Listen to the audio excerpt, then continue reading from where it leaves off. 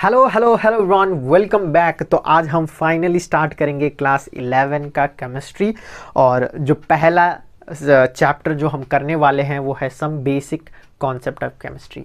नाम पे मत जाना, जितना यहाँ पर बेसिक लिखा हुआ है उतना बेसिक नहीं होता है, थोड़ा सा दिमाग को परेशान करेगा। लेकिन लेकिन लेकिन अगर कॉन्सेप्ट को समझ ले जाए बेहतरीन तरीके से, है ना, एकदम एकदम एकदम बेसिक से अगर तुम्हारा जो फाउंडेशन है इस चैप्टर में अगर स्ट्रांग हो जाए तो फिजिकल केमिस्ट्री में चैंपियन बनने से कोई नहीं रोक सकता। ठीक है, तो क्या चालू करें चैप्टर को।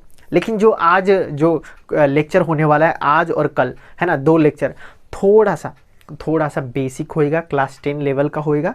लेकिन ये बहुत बढ़िया अपॉर्चुनिटीज़ है अगर तुमको नहीं आता है बेसिक कॉन्सेप्ट।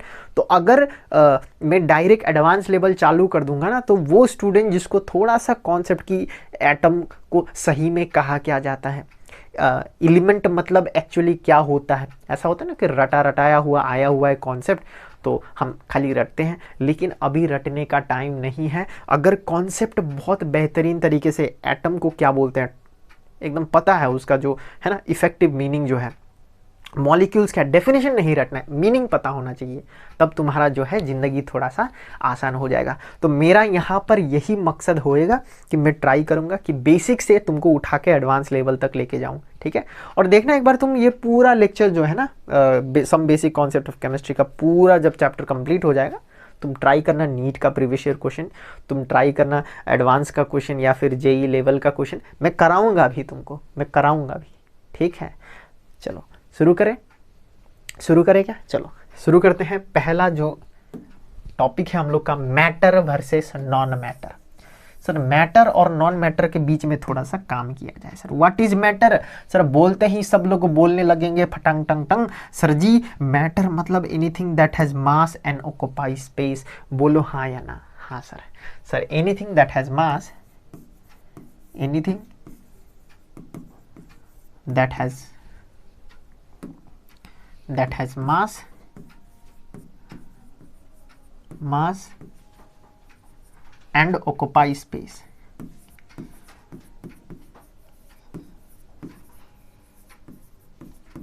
उसको क्या बोलते हैं, मैटर बोलते हैं।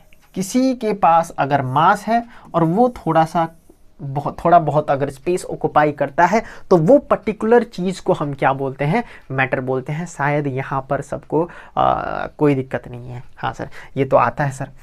सर लेकिन एक्चुअल मीनिंग क्या है सर। मीनिंग मतलब कुछ नहीं है, मैटर मतलब ऐसा चीज है ना। मैटर का 2 प्रॉपर्टी होता है, प्रॉपर्टीज ऑफ मैटर, या फिर हाँ मैटर का प्रॉपर्टीज लिख सकते हैं, प्रॉपर्टीज ऑफ मैटर बोल सकते हैं हम उसको। क्या बोलते हैं, प्रॉपर्टीज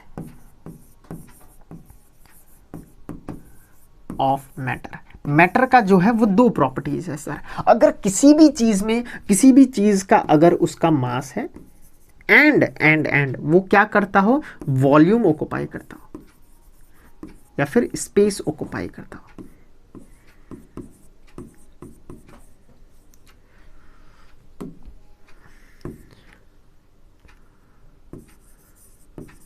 क्या करता हो भाई, स्पेस ऑक्यूपाई करता हो।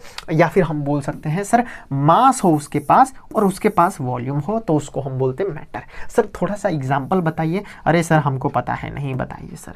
एग्जांपल जो है वो है सर पेन, है ना, पेंसिल। हाँ सर। और सर ह्यूमन भी होता है क्या मैटर। हाँ ह्यूमन भी है सर मैटर। जो भी तुमको आसपास दिखने लग जाए। Sir mobile sir. हाँ सर, सब है सर, सब। सर ये स्टाइलस, हाँ ये भी स्टाइलस। ये बोर्ड भी सर, बोर्ड। कोई भी चीज अगर उसके पास कुछ मास हो और वो कुछ स्पेस ऑक्यूपाई करता हो तो हम उसको मैटर बोलते हैं। सिंपल सी बात। सर तो नॉन मैटर क्या है सर, बताइए। यहाँ पर नॉन मैटर भी लिखा हुआ है, उसको भी थोड़ा सा इनलाइटन कीजिए, हमको प्रकाशित करिए सर। यहाँ पर जो नॉन मैटर लिखा हुआ है उसका मतलब क्या है सर, तो नोट करके लिख लेते हैं सर।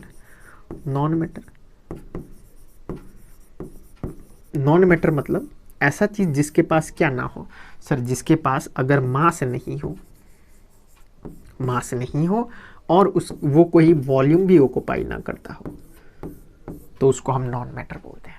नॉन मैटर मतलब ऐसा सब्सटेंस, ऐसा चीज़ जिसके पास ना ही मास हो ना ही वो स्पेस ऑक्युपाई करता हो, उसको हम क्या बोलते हैं, नॉन मैटर बोलते हैं। सर एग्जांपल दे दीजिए थोड़ा। सर एग्जांपल तो हमको मालूम है सर, आपने क्लास 10 में ही पढ़ाया था सर, ये सब तो क्लास 10 बिहेवियर ऑफ गैस जब मैंने पढ़ाया था तुमको तब भी मैंने सिखाया था, है ना। एग्जाम्पल क्या है sir? Sir example very simple sir, feeling sir, love sir, love, love जो है सर, लव है ना सर, लव सर, इसका ये मैटर नहीं है सर, है ना। ये ना ही एक स्पेस ऑक्युपाई करता है, ना ही ये इसके पास कोई वॉल्यूम है। तुम बोलोगे नहीं सर दिल में ऑक्युपाई करता है सर। अरे अरे बेटे गलत फंसे हो भाई, गलत चक्कर में फंसे हो, गलत चक्कर में। सर इसको मिटा देता हूँ भाई। नहीं मिटता है ये। अच्छा वो कलर से किया था ना। चलो चलो, लव है सर। फियर भी बोल सकते हैं क्या सर? अरे यार ये क्या हो रहा है, हटा पेन निकालो। फियर भी हो सकता है क्या सर? अरे रेड कलर नहीं चाहिए भाई। सर जी फियर भी हो सकता है क्या सर? हाँ फियर है ना, इमोशन, ये सब नॉन मैटर है। चलो टाइम वेस्ट नहीं करते हैं, आगे बढ़ते हैं। नेक्स्ट क्या है सर? ओहो हो, बताओ भाई, ये बताओ मैटर को टिक करो और नॉन मैटर को क्रॉस करो, नॉन मैटर को क्रॉस करो। ठीक है सर, अभी करते हैं, अभी करते हैं सर। लीजिए सर, लीजिए सर, मैटर को टिक करना है, नॉन मैटर को क्रॉस करना है। अभी करते हैं sir. Sir pen, sir pen मतलब ऐसा चीज जो स्पेस ऑक्युपाई करता हो सर, मेरा ज्योमेट्री बॉक्स जो है वो भर्ती हो जाता है सर, तो ये मैटर है सर। ठीक है। Human memory, sir human memory जो है सर, मेमोरी मतलब यादें, तो यादें तो शायद नॉन मैटर है सर, ये मैटर नहीं है, नॉन मैटर है सर। बॉटल, सर बॉटल तो मैटर है सर, मेरा बैग में जो है स्पेस ऑक्युपाई कर देता है। इलेक्ट्रॉन, सर इलेक्ट्रॉन में तो दिक्कत है सर, बताओ बताओ भाई, इलेक्ट्रॉन मैटर है कि नॉन मैटर है? सर अगर मैं थोड़ा सा क्लास 10 तक का थोड़ा रिवाइज कर लूँ ना सर, तो मैंने सुना था मास ऑफ इलेक्ट्रॉन कुछ होता है ना। तो क्या मास ऑफ इलेक्ट्रॉन होता है तो ये नॉन मैटर कैसे हुआ? मैटर होएगा ना, मास ऑफ इलेक्ट्रॉन कुछ मास होता है उसका। Light, light is non matter sir, इसका कोई स्पेस ऑक्युपाई नहीं करता, ना ही इसका कुछ मास होता है sir. Drop of rain, sir ये तो मैटर है sir. Time, sir time matter नहीं है सर, टाइम मैटर नहीं करता, ऐसे कुछ है क्या? इलेक्ट्रिसिटी भी मैटर नहीं है सर। लव, लव भी मैटर नहीं है सर। साउंड भी मैटर नहीं है और हीट भी मैटर नहीं है। हीट तो एनर्जी है, साउंड एनर्जी है। ठीक है, चलो क्या तुमको ये समझ में आया? आगे बढ़े। चलो आगे क्या की टेक अवे, तो हमको क्या याद रखना है, मतलब क्या इंपॉर्टेंट है? यही सर, ये तो बचपन की बातें हैं, वो सब हमको आता है सर। की टेक अवे क्या? नॉन मैटर रेफर्स किसको बोलते हैं?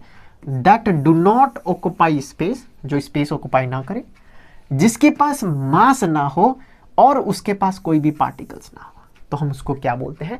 नॉन मैटर बोलते हैं। शायद तुमको समझ में आया। Next, classifications of matter. अब देखो ध्यान से सुनो, जो मैटर है ना भाई, जो मैटर है, जो मैटर है, जो मैटर है, जो मैटर है, इसका क्लासिफिकेशन हमको आना चाहिए। सर कितना टाइप का क्लासिफिकेशन होता है? 2 टाइप का क्लासिफिकेशन है ना। मैटर, अरे ये तो नहीं चाहिए था मेरे को, ये हटाओ, डिलीट करो, पेन निकालो, पेन और फिर ग्रीन कलर चाहिए। चलो ये नहीं, दूसरा ग्रीन लेते हैं, चलो ब्लू ले लेते हैं, व्हाइट ले लेते हैं। तो ये जो मैटर है ना सर, मैटर का क्लासिफिकेशन होता है सर, मैटर का क्लासिफिकेशन, तो हम उसको क्या बोल सकते हैं? क्या ये बोल सकते हैं classification of matter? Classification of matter. तो मैटर का जो क्लासिफिकेशन है ना, वो 2 टाइप्स का होता है।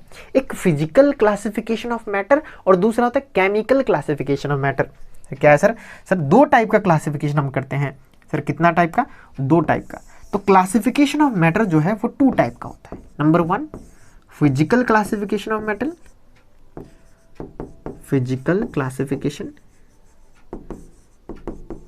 फिजिकल क्लासिफिकेशन ऑफ मैटर ये होता है। और दूसरा कौन होता है sir? Chemical classification of matter. Chemical classification, chemical classification of matter sir. ठीक है सर, मतलब यही है बेसिक।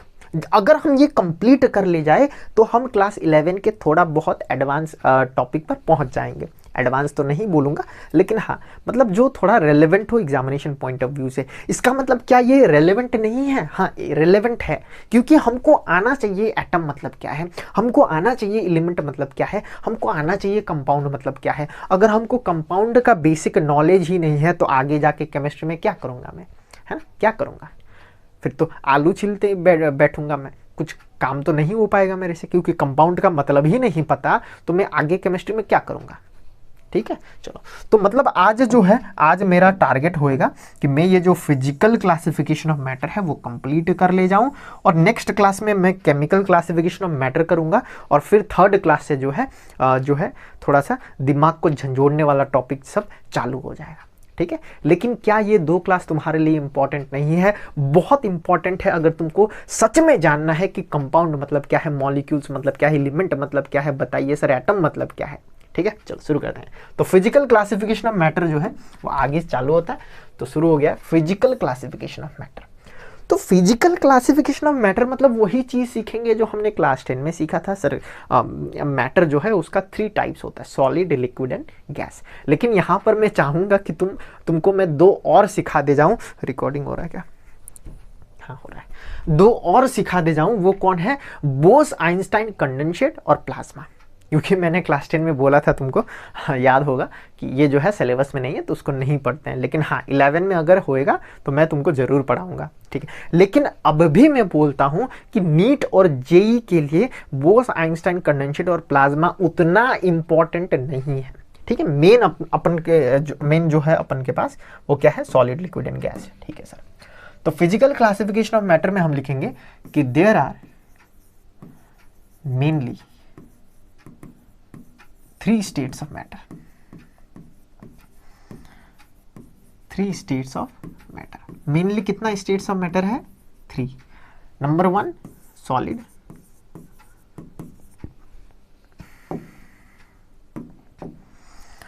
नंबर 1 सॉलिड,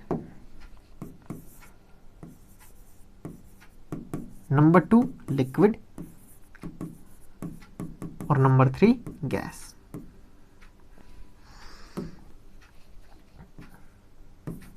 गैस और 4 और 5 पे लिख देता हूं इधर में। 4 में जो है वो है Bose Einstein condensate, Bose Einstein condensate, और जो 5 में है वो है प्लाज्मा। लेकिन इसका जो डिस्कशन है वो बाद में करूंगा। पहले मैं सॉलिड, लिक्विड और गैस को डिटेल में डिस्कस करूंगा, है ना। उसके बाद हम जाएंगे बोस आइंस्टाइन कंडेंसेट में, तो हमारा ये जो है फिजिकल क्लासिफिकेशन ऑफ मैटर खत्म हो जाएगा। तो फिजिकल क्लासिफिकेशन ऑफ मैटर में अगर तुमको बोलूं तो 5 स्टेट्स ऑफ मैटर होता है। कितना states of matter? 5। Solid, liquid, gas, Bose Einstein condensate और प्लाज्मा। लेकिन मेनली जो हमारा जो नीट और जेई फोकस्ड है, नीट और जेई फोकस्ड वो कौन है? वो है सॉलिड, वो है सॉलिड, लिक्विड एंड गैस। मैं अब भी बोल रहा हूं तुमको कि ये नीट और जेई फोकस नहीं है, लेकिन हाँ 2-3 बातें तुमको याद होना चाहिए। 2-3, ज्यादा नहीं, खाली 2 और 3 बातें याद होना चाहिए, जिससे तुम अगर एग्जाम में आए तो हाँ देख कर टिक मार के मुस्कुरा के आगे बढ़ पाओ। ठीक है, चलो शुरू करते हैं। पहले हम डिस्कस करेंगे, देखो ये शुरू करने से पहले ना मैं तुमको ये बता देना चाहता हूँ, क्लास 10 में जो हमने सीखा था, क्या ये क्लास 10 में हमने सीखा था सॉलिड, लिक्विड और गैस, कि सॉलिड जो होता है वो रिजिड होता है, लिक्विड तो रिजिड नहीं होता है ना, ऐसा होता है लिक्विड। गैस तो कहाँ रिजिड होता है? फुसफुसा होता है गैस तो, फिक्स शेप होता है इसका। हाँ सर सॉलिड का फिक्स शेप, ये तो बताने वाला चीज़ है क्या सर? हम छठी क्लास में थोड़ी बैठे हैं इधर में, है ना। नो फिक्स शेप नहीं होता, इसका भी फिक्स शेप नहीं होता, इसका भी फिक्स वॉल्यूम होता है, इसका भी फिक्स वॉल्यूम होता है, लेकिन इसका फिक्स वॉल्यूम नहीं होता, इसका कुछ फिक्स नहीं होता है। ये तुम्हारे जैसा, इसका कुछ फिक्स ही नहीं है ना। आज मन करेगा पढ़ेगा, कल मन नहीं करेगा नहीं पढ़ेगा। अच्छा चलो, ये करने से पहले थोड़ा सा मैं आगे डिस्कस करना चाहता हूँ डिटेल में, ताकि तुम्हारे, ओहो टेबल गायब हो गया क्या? ओ इधर में है, चलो चलो। तो ये जो है सॉलिड के बारे में है, ये जो है ये लिक्विड के बारे में, और ये गैस के बारे में। ऐसा नहीं कि तुमको नहीं आता है, ये सब तुमको आता है, लेकिन एज अ टीचर मेरा ये फ़र्ज बनता है कि तुम्हारा बेस अगर क्लियर नहीं है तो एक बार थोड़ा सा ब्रश अप करें। अगर आता भी है तो शायद धूल जमा हुआ होगा उसमें, थोड़ा सा ब्रश लगा दे क्या। चलो देखो, सॉलिड का अगर मैं डायग्राम बनाऊँ तो ऐसा कुछ हमने क्लास 10 में सीखा था, याद है? हाँ सर, गंदा सा कचर कचर करके हम लोग पूरा ही भर्ती कर देते सर। लिक्विड में हम चौका बनाते थे सर, चौका, ओ नहीं पंजा सर, पंजा बनाते थे लिक्विड में। और गैस में क्या बनाते थे भाई? सर गैस में जो है हम चौका बनाते थे सर, ऐसे करके। हाँ सर, चलो अब शुरू करते हैं। दे हैव फिक्स शेप, हाँ सर फिक्स शेप होएगा, रिजिड होएगा, जैसे कि ये सॉलिड है तो इसका फिक्स शेप है, ठीक है सर। और वॉल्यूम भी फिक्स्ड है। दे do not have fix shape, fix shape नहीं होता है बट फिक्स्ड वॉल्यूम होता है। तो यहाँ लिख देता हूँ, इसमें जो है शेप फिक्स्ड होता है, वॉल्यूम भी फिक्स्ड होता है। इसमें शेप फिक्स्ड नहीं होता है, वॉल्यूम फिक्स्ड होता है। इसमें क्या होता है सर? कुछ फिक्स नहीं होता है, ना ही शेप फिक्स्ड होता है ना ही वॉल्यूम फिक्स्ड होता है। ये तो हमने सीखा था बिहेवियर ऑफ गैस में, पूरा गैस का कच्चा चिट्ठा करे थे भाई क्लास 10 में, भूल गए हो? देखो भाई, they can not be compressed. अरे भाई इतना सॉलिड है, रिजिड है, तो कैसे कॉम्प्रेस करेंगे, कैसे नचक करेंगे? नहीं होएगा सर, ठीक है। Liquid sir, they can be slightly, थोड़ा सा भाई, थोड़ा कंप्रेस होएगा, लेकिन ये तो पूरा ही कंप्रेस हो जाएगा सर। गैस तो इजीली नचक हो जाएगा सर, ठीक है। दे हैव हाई डेंसिटी, ये याद कर लो, थोड़ा सा बाद में सिखाऊंगा, ठीक है। आगे में जो मैंने टेबल बनाया था उसमें सिखाऊंगा, ये क्लास 10 में भी करा हुआ था। मॉडरेट डेंसिटी होता है इसका वेरी लो डेंसिटी, गैस का डेंसिटी कम। डेंसिटी मतलब फॉर्मूला क्या होता है बताओ? डेंसिटी का अगर फॉर्मूला जाने तो उसको बोलते हैं मास पर यूनिट वॉल्यूम, मतलब गिवन वॉल्यूम में मास बहुत कम है तो लो डेंसिटी, गिवन वॉल्यूम में मास बहुत ज्यादा है, देखो बहुत खचाखच बढ़ती है तो हाई डेंसिटी, ठीक है। चलो आगे बढ़ते। फ्लो इजीली, हाँ ये फ्लो इजीली करता है, in flow in all direction, flow in all direction, flow in all direction. ये भी फ्लो करता है higher level to lower level, higher level to lower level, ठीक है सर। आगे बढ़िए sir. They do not flow, ये तो फ्लो ही नहीं करता है ना। इसको थोड़ा सा ठीक से लिख देता हूँ ना, नोट्स बढ़िया बनेगा। फ्लो इन ऑल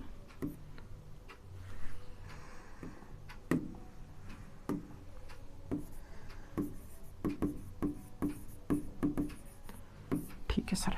आगे they do not flow, they do not fill the container. सही सी बात है, अगर मैं एक सॉलिड बिस्किट लूँ और एक डब्बे में डाल दूँ, क्या वो बिस्किट पूरा डब्बे को ही ऑक्युपाई कर लेगा?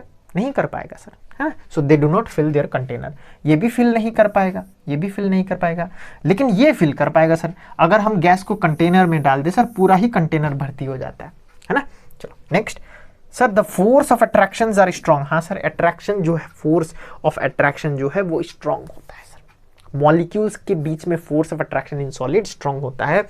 यहाँ पर attractions are less strong than solid but more strong than gases, ठीक है। वीक होता है यहाँ पर, ये हम आगे करेंगे। काइनेटिक एनर्जी इज लीस्ट, इसको याद कर लो भाई। काइनेटिक एनर्जी लिस्ट, ये हमने क्लास 10 में भी सीखा था, मैं बता देता हूँ, ध्यान सुनो। सॉलिड में जो मॉलिक्यूल्स है वो एक जगह बैठा रहता है, हाँ सर, मूव ही नहीं करता। मूव क्यों नहीं करता? हम मानते कि उसका जो है काइनेटिक एनर्जी बहुत कम है, इसीलिए वो मूव नहीं कर रहा है। अगर काइनेटिक एनर्जी बहुत ज़्यादा होता तो बहुत ज़्यादा मूव करता है, जैसे कि हम उसको हीट करते हैं तो वो काइनेटिक एनर्जी गेन करता है। याद आ रहा है कहानी जो हमने क्लास 10 में सीखा था? सर नहीं आ रहा है सर, कोई दिक्कत नहीं, हम आगे थोड़े देर बाद सीखेंगे उसको, जब मैं प्लाज्मा डिस्कस करूँगा, ठीक है। चलो, तो kinetic energy is more than solid. हाँ, इसका काइनेटिक एनर्जी थोड़ा ज़्यादा होता है, क्योंकि यहाँ पर जो है मॉलिक्यूल्स मूव करते रहता है एक जगह से दूसरे जगह, तो मूव करता है मतलब इसके पास काइनेटिक एनर्जी है। ये तो भाई पूरा ही घूमता ही रहता है, यहाँ पर तो भाई ये जो मॉलिक्यूल्स है पूरा घूमता ही रहता है, तो इसका मतलब इसके पास जो है काइनेटिक एनर्जी बहुत ज़्यादा मैक्सिमम है। पार्टिकल्स आर क्लोजली पैक्ड, ये तो क्या ही पड़ा है ना। एग्जाम्पल देख लो, chair table chalk book, water petrol cold drinks, oxygen nitrogen helium. क्या ये तुमको नहीं आता था? सर आता था, लेकिन थोड़ा सा ब्रशअप कर ले, है ना। चलो अब वापस आओ, यहाँ पर प्लाज्मा सिखाऊंगा, इधर आओ। सॉलिड, तो सॉलिड को थोड़ा सा बना लेते हैं। तो सॉलिड कुछ हमारा ऐसा दिखता है, खचर खचर खचर खचर खचर खचर खचर खचर खचर। लिक्विड में सर चौका बनाते हैं सर, नहीं नहीं नहीं पंजा सर, और गैस में चौका। ठीक है, ठीक है। चलो अब 3 चीज जो हमने क्लास 10 में सीखा था, जो मैंने तुमको क्लास 10 में सिखाया था, 3 चीज को सीखना है। यहां पर सीखना है inter molecular force of attraction, inter molecular force of attraction को सीखना है, इंटर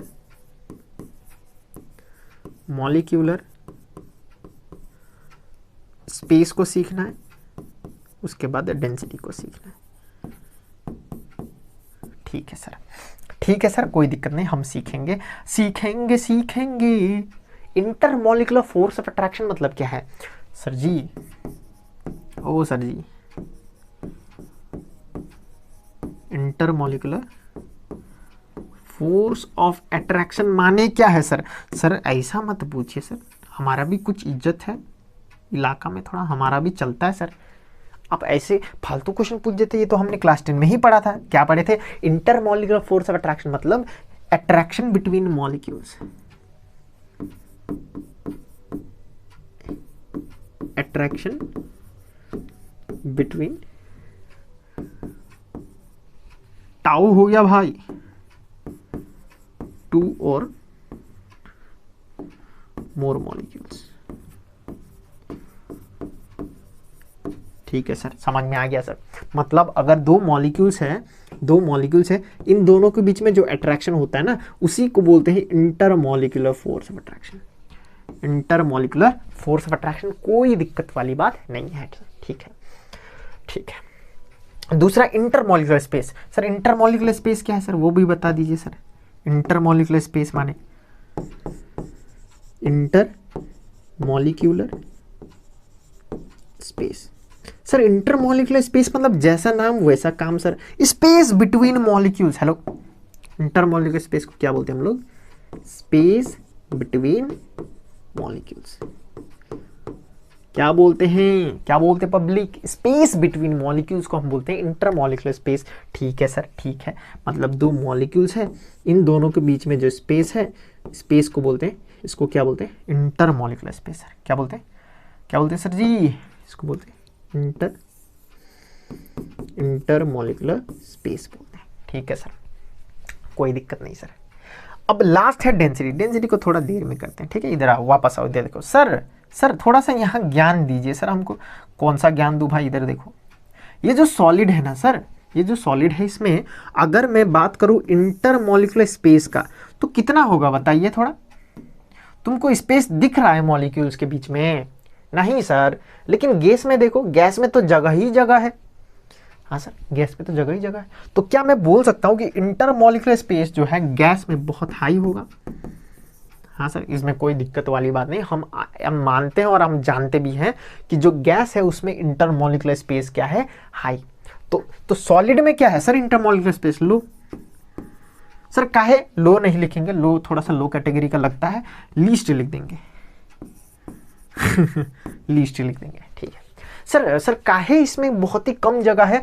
हो सकता है कि जो गैसेस का जो सॉलिड का जो मॉलिक्यूल्स है उसके बीच में अट्रैक्शन ज़्यादा ही हो रहा है ना। ये जो मॉलिक्यूल्स है, ये जो बैठा हुआ इधर में, हो सकता है कि ये 2 मॉलिक्यूल्स के बीच में जो है अट्रैक्शन चल रहा हो भाई, बढ़िया अट्रैक्शन। तो बढ़िया अट्रैक्शन होगा तो ही तो पास में बैठेगा, इंटरमॉलिक्यूलर स्पेस कम होएगा। हेलो, हाँ सर, हाँ।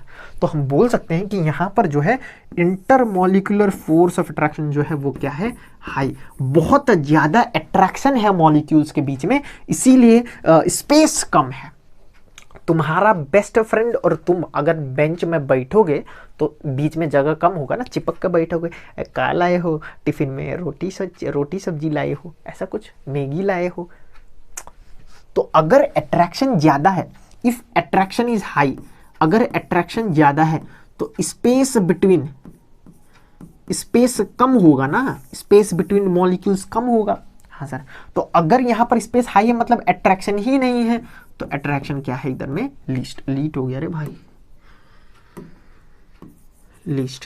तो यहाँ पर जो है अट्रैक्शन गैस के केस में लीस्ट है, और ये दोनों तो मॉडरेट है भाई, मॉडरेट।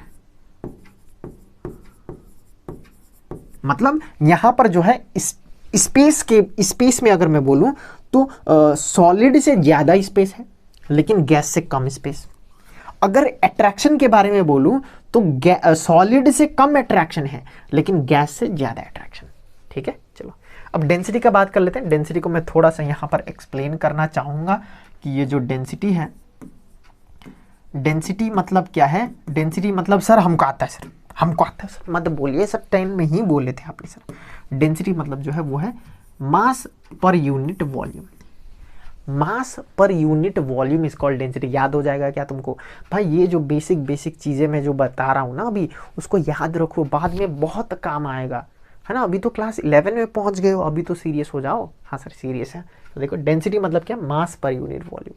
मतलब गिवन वॉल्यूम में, हेलो, अगर गिवन वॉल्यूम में ज्यादा मास हो तो डेंसिटी ज्यादा होगा, गिवन वॉल्यूम में मास कम हो तो डेंसिटी कम होगा, है ना। अगर वॉल्यूम को मैं कांस्टेंट रख दूं, समझ में आता है इतना बात भाई? अगर वॉल्यूम कांस्टेंट है, इफ देखो मैथ समझो, अगर वॉल्यूम को कांस्टेंट रखूं तो डेंसिटी जो है वो डायरेक्टली प्रोपोर्शनल टू मास होगा। ठीक है, अगर वॉल्यूम को कांस्टेंट बना दो, वॉल्यूम चेंज नहीं हो रहा है, गिवन वॉल्यूम में मास ज्यादा तो डेंसिटी ज्यादा, गिवन वॉल्यूम में मास कम तो डेंसिटी कम। ठीक है, यहां देखो गिवन वॉल्यूम में मास बहुत ज्यादा प्रेजेंट है अंदर में तो डेंसिटी हाई। याद है क्लास 10 में मैंने क्या बोल के सिखाया था तुमको कि एक जंगल है, जंगल में बहुत सारा पेड़ है, तो गिवन वॉल्यूम में बहुत ज्यादा मास तो डेंसिटी हाई, तो हाई डेंस फॉरेस्ट बोलते हैं हम उसको। और अगर गिवन वॉल्यूम में बहुत कम गाछ है, बहुत कम जो है ट्रीज है, तो वो डेंस फॉरेस्ट होगा? नहीं सर, वो कहाँ घना जंगल होगा? तो नहीं है सर, तो लेस डेंसिटी। ऐसा कुछ सिखाया था मैंने तुमको। यहाँ पर लिस्ट और ये मॉडरेट। अब वो बच्चों वाली बात करने वाला जिंदगी गया है ना, अब नहीं करेंगे वो बात। जो बीत गई सो बात गई, जाके लेक्चर देख लेना पीछे वाला, बिहेवियर ऑफ गैस में था। तो देखो क्या मजा आ रहा है तुमको, मुझे तो मजा आ रहा है। जैसे जैसे एडवांस लेवल आने लगेगा और मजा आने लगेगा। ठीक है, चलो अभी थोड़ा सा समझने का ट्राई करो। यहाँ पर थोड़ा सा समझने के लिए था कि अगर वॉल्यूम को कांस्टेंट करा जाए तो मास को बढ़ाने पर डेंसिटी बढ़ेगा, क्योंकि डायरेक्ट रिलेशन में है। ठीक है, चलो आगे बढ़ते हैं। नेक्स्ट है यहाँ पर मैं तुमको सिखाऊंगा बोस आइंस्टाइन कंडेंसेट होगा शायद इधर में, क्या के लिए जगह था पता नहीं, किसी के लिए तो था होगा, मैं कुछ भूल रहा हूँ क्या? सब एक्सप्लेन कर लिया क्या? Physical classification, Bose Einstein condensate, चलो सब ठीक ही है, ये बाद में सीखेंगे। ठीक है, अगर कुछ छूटा है तो मैं नेक्स्ट लेक्चर में उसको कवर कर दूंगा, अभी मुझे याद नहीं आ रहा है। चलो तो बोस, ये अभी रुको, ये भी दो है, एक Bose Einstein condensate, Bose Einstein condensate. चलो यही करते हैं। अब ध्यान से सुनो, सुन रहे हो भाई? ओके सर, अगर मेरे पास यहां पर सॉलिड हो, है ना, ओहो हाँ अभी याद आया मुझे, यहां पर तुमको सिखाना था। चलो 3 स्टेट्स ऑफ मैटर है, मान लो एक सॉलिड है,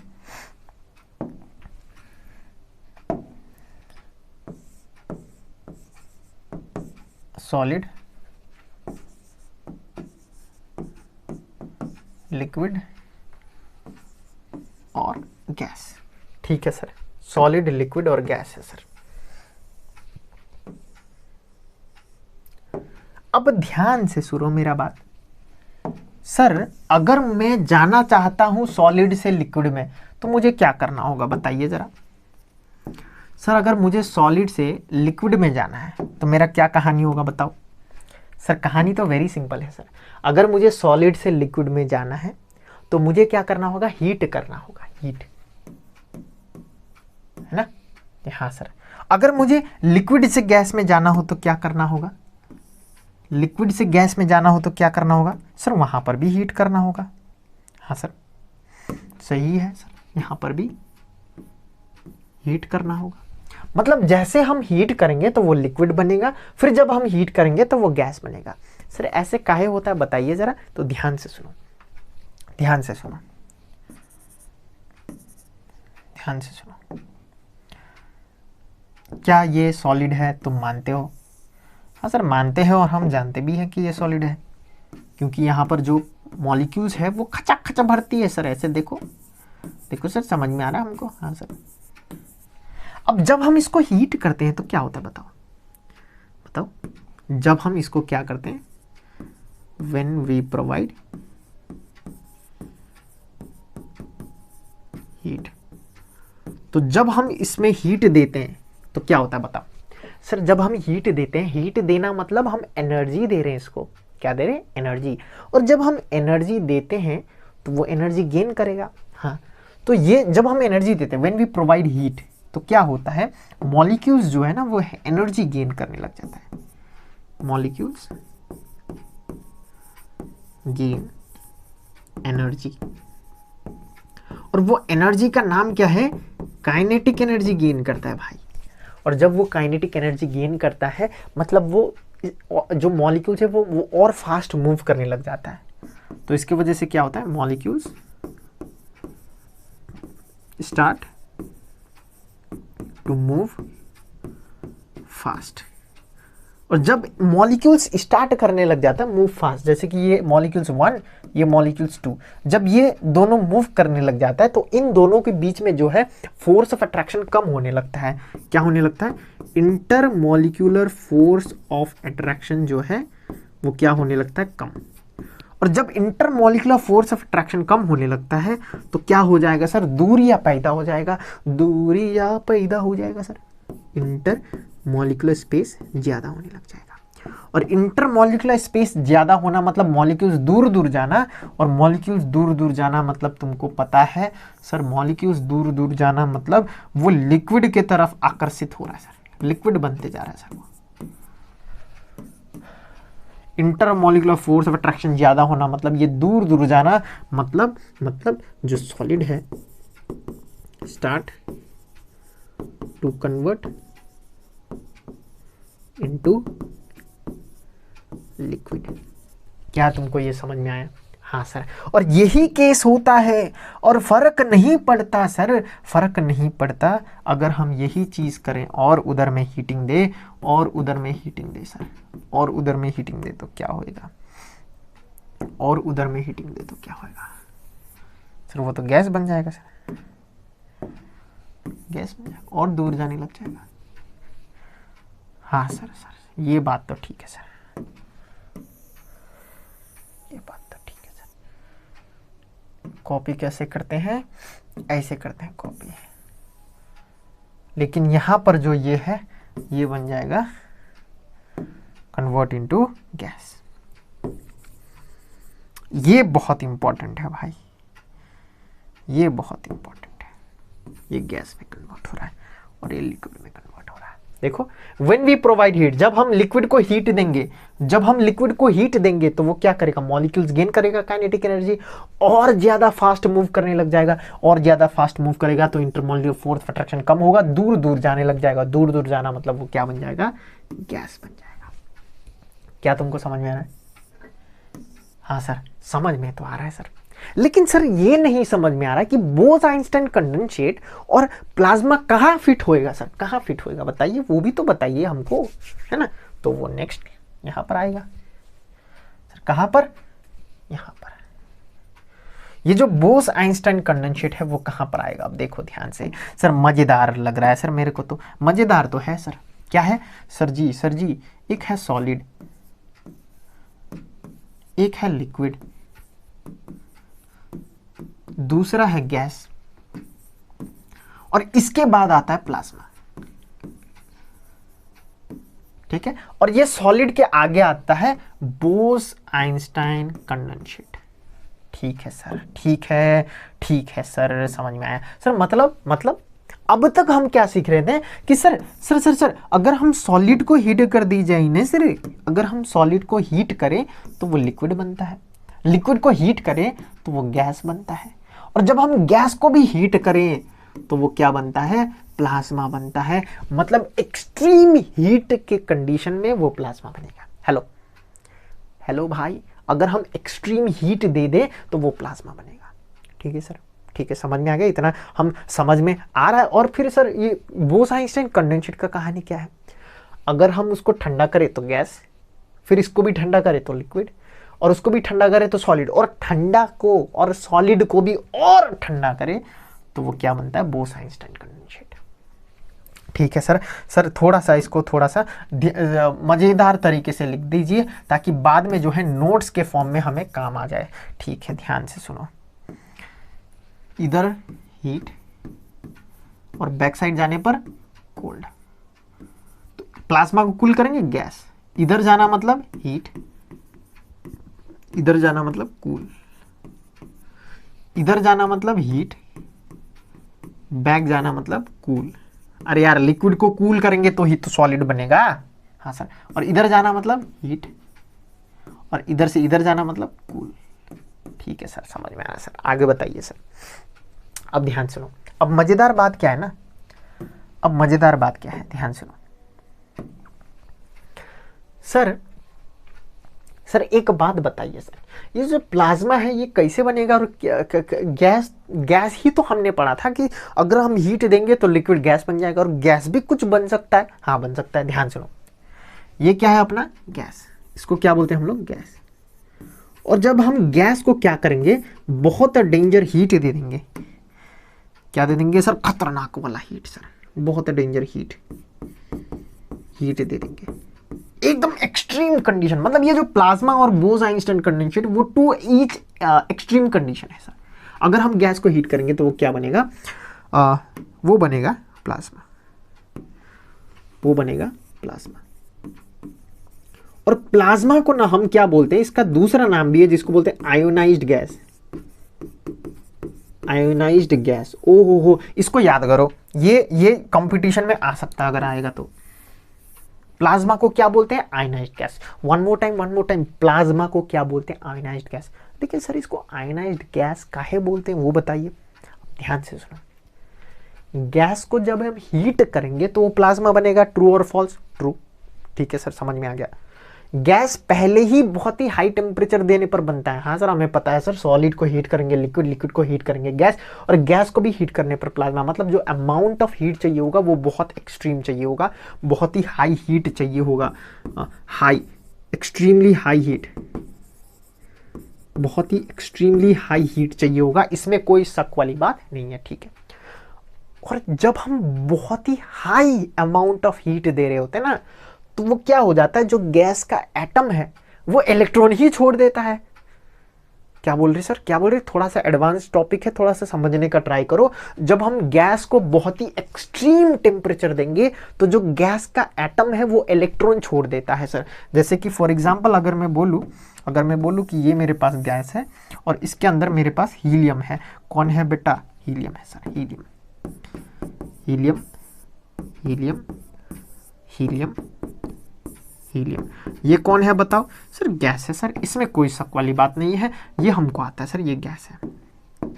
जब हम इसको हीट करेंगे एक्सट्रीम हाई हीट, तो क्या ये प्लाज्मा बन जाएगा? हाँ सर, अभी तो आपने बोला बन जाएगा सर। ये क्या बन जाएगा? प्लाज्मा, प्लाज्मा बन जाएगा सर।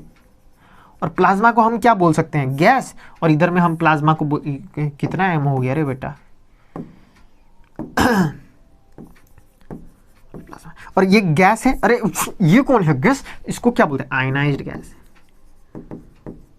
सर काहे? क्योंकि बहुत ही हाई टेम्परेचर में वो आयनाइज्ड हो जाता है बेटा। क्या हो जाता? आयनाइज्ड हो जाता है। सर कैसे बताइए? देखो ये हीलियम है, बहुत डेंजरस हीट देने पर हीलियम क्या करेगा?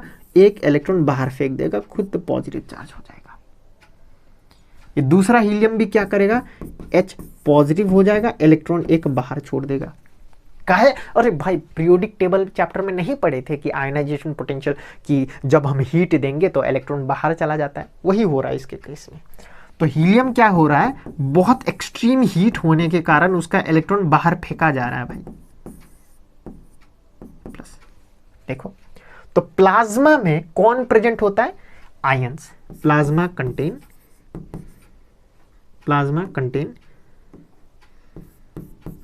Plasma contain positive ion and electron.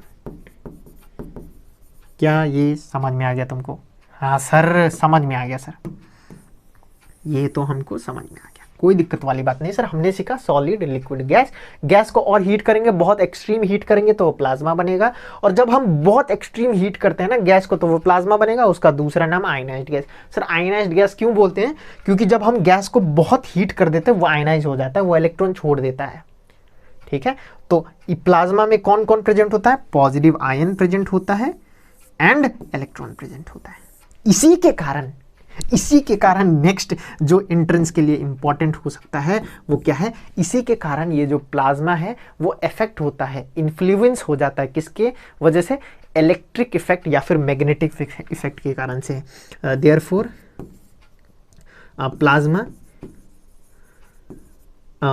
Plasma is influenced, gate influence, या फिर plasma get influenced,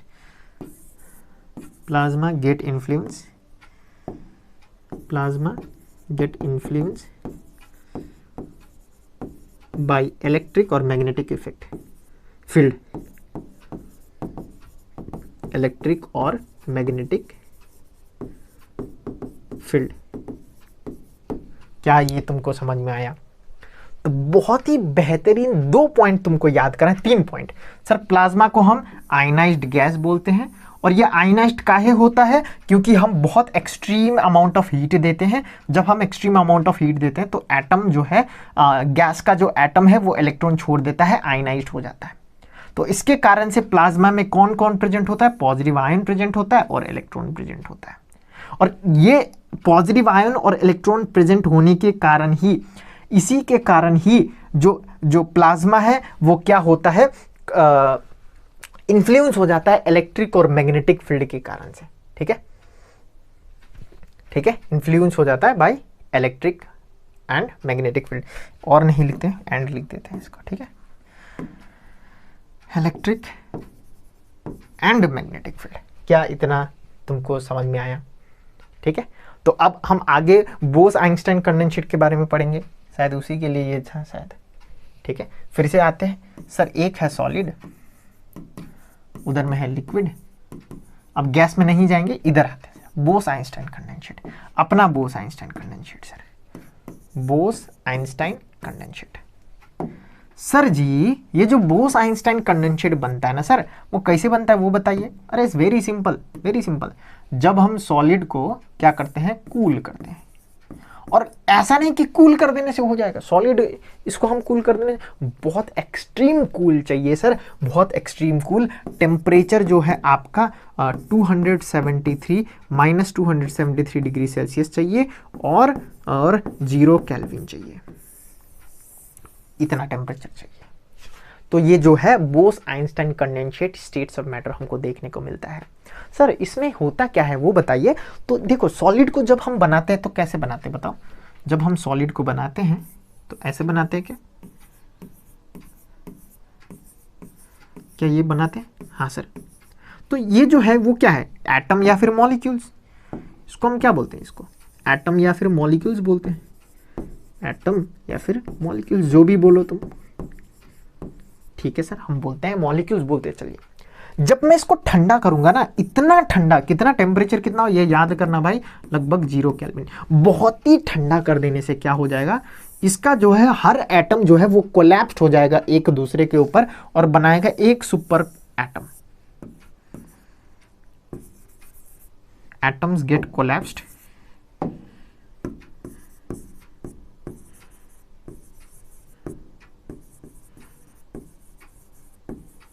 to form one unified super atom। इतना डेंजरस ठंडा भाई। क्या ये समझ में आया तुमको? नहीं समझ में आया भाई? नहीं समझ में आया सर? अरे भाई सॉलिड में क्या है? एटम ऐसे ऐसे करके बैठा होता है, बहुत टाइटली पैक्ड होता है। अगर हम उसको और ठंडा करें तो क्या होता है? वो बहुत टाइट पैक होते होते होते एक यूनिफाइड सुपर एटम बन जाता है।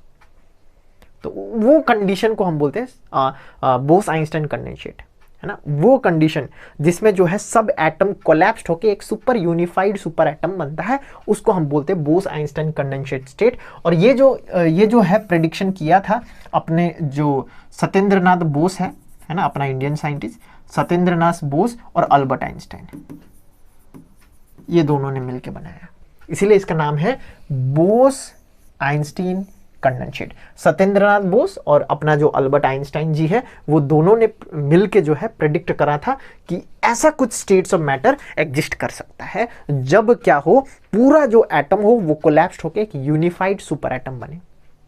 ठीक है, और इसमें इस स्टेट में हम ये भी मानते हैं कि जो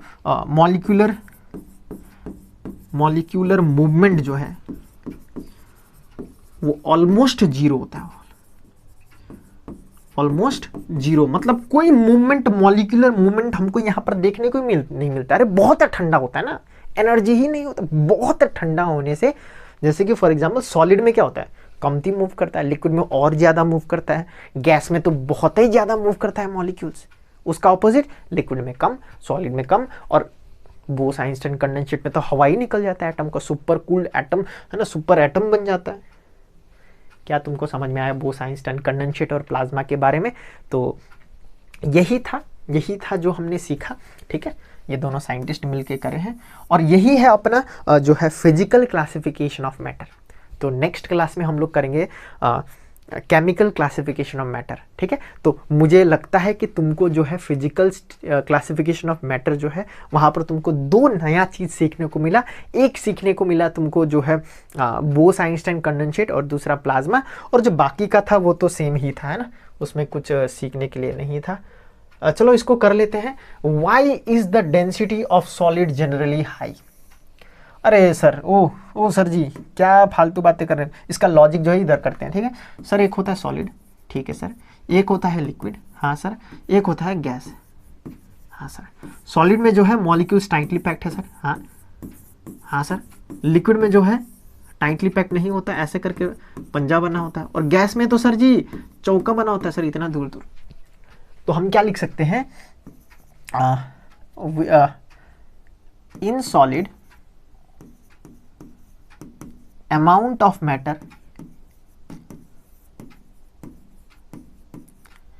in the given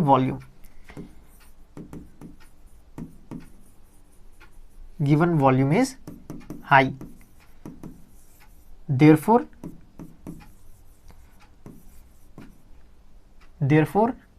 solid has higher density। वही तो है ना, वही है भाई, कि नहीं समझ में आया? हाँ सर समझ में आया सर, यही तो हमने सीखा था कि सर डेंसिटी मतलब mass by volume, given volume में जिसका मास ज्यादा उसका डेंसिटी हाई। तो मास मतलब मैटर, जितना मैटर ज्यादा। इन सॉलिड क्या होता है, मैटर या फिर मास लिख लो, कोई दिक्कत नहीं, मास लिख लो। In solid the amount of mass in the given volume जो है वो क्या होता है, हाई होता है। therefore solid has higher density। इसमें कोई दिक्कत वाली बात नहीं, लेकिन इसका एक्सेप्शन है, तुमको मालूम है क्या एक्सेप्शन? जो वाटर है ना, जो वाटर है और जो ये अपना आइस है, ये जो है वो सॉलिड है, ये लिक्विड है, बट हमको ये देखने को मिलता है कि ये जो आइस है वो लिक्विड में तैरता है भाई। यहाँ पर हम देखने को मिलता है कि डेंसिटी ऑफ आइस वो क्या होता है, कम होता है डेंसिटी ऑफ वाटर से। ये काहे होता है, क्या तुमको मालूम है? ये होता है due to, this is due to, this is due to the fact that ice has open cage structure। जो आइस होता है ना उसका ओपन केज स्ट्रक्चर होता है, क्रिस्टलाइन हेक्सागोनल कुछ स्ट्रक्चर होता है। क्यों? Due to hydrogen bonding when temperature gets low. अब ये तुमको हाइड्रोजन बॉन्डिंग नहीं समझ में आ रहा होगा, ये बाद में समझ में आएगा तुमको, ठीक है।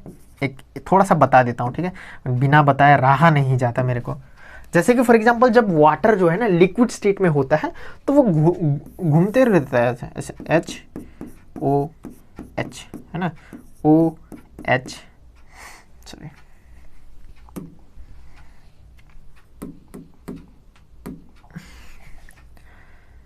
HOH ऐसे घूमते रहता है ना, HOH ऐसे घूमते रहता है। लेकिन जब वो सॉलिड बनता है ना, जब वो सॉलिड बनता है तो फिर HOH। अब ये जो H है वो ऑक्सीजन के साथ हाइड्रोजन बॉन्डिंग करेगा।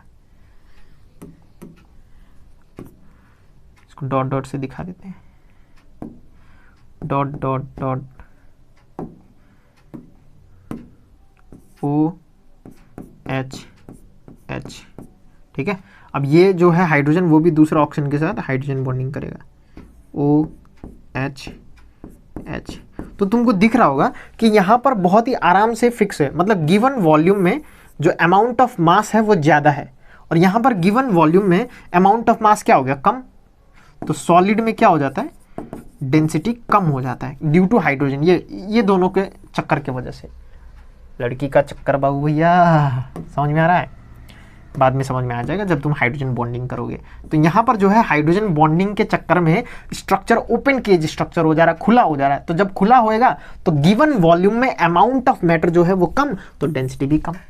लेकिन इसके केस में सर यहाँ पर बहुत ही हिल गुल के ले रहे हैं सर, लिक्विड में सर तैरते हुए, तो गिवन वॉल्यूम में अमाउंट ऑफ मैटर ज़्यादा, तो इसका जो डेंसिटी है वो भी ज़्यादा, सो इसका जो डेंसिटी है वो भी ज़्यादा, ठीक है। शायद तुमको समझ में आया है, शायद ज़्यादा ही डिटेल में हो जा रहा है, ठीक है। लेकिन जो है कॉन्सेप्ट को बहुत आराम से सीखते हुए जाएंगे, इतना डिटेल में पढ़ा दूंगा ना भाई, मज़ा ही आ जाएगा तुमको, ठीक है। चलो, thank you very much, next lecture में करते हैं फिर आगे।